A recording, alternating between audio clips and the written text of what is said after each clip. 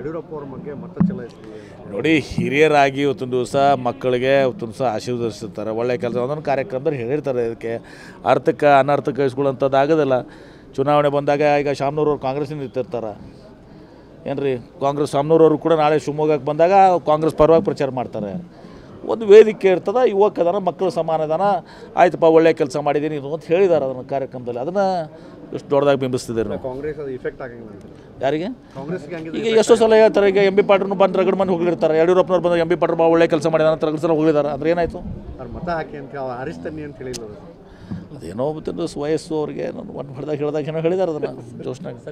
ಯಡಿಯೂರಪ್ಪ ಅವ್ರ ಬಗ್ಗೆ ಮತ ಚಲಾಯಿಸ್ತೀವಿ ನೋಡಿ, ಹಿರಿಯರಾಗಿ ಇವತ್ತೊಂದು ದಿವಸ ಮಕ್ಕಳಿಗೆ ಇವತ್ತೊಂದು ದಿವಸ ಆಶೀರ್ವದಿಸ್ತಾರೆ, ಒಳ್ಳೆ ಕೆಲಸ ಒಂದೊಂದು ಕಾರ್ಯಕ್ರಮದಲ್ಲಿ ಹೇಳಿರ್ತಾರೆ. ಇದಕ್ಕೆ ಅರ್ಥಕ್ಕೆ ಅನರ್ಥಕ್ಕೆ ಇಸ್ಕೊಳ್ಳೋಂಥದ್ದು ಆಗೋದಿಲ್ಲ.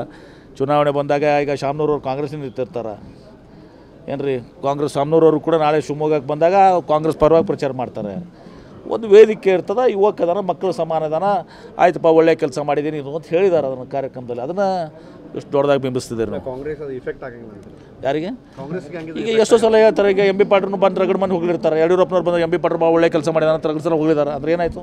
ಅವ್ರು ಮತ ಹಾಕಿ ಅಂತ ಹರಿಸ್ತನ್ನಿ ಅಂತ ಹೇಳಿಲ್ಲ ಅವರು.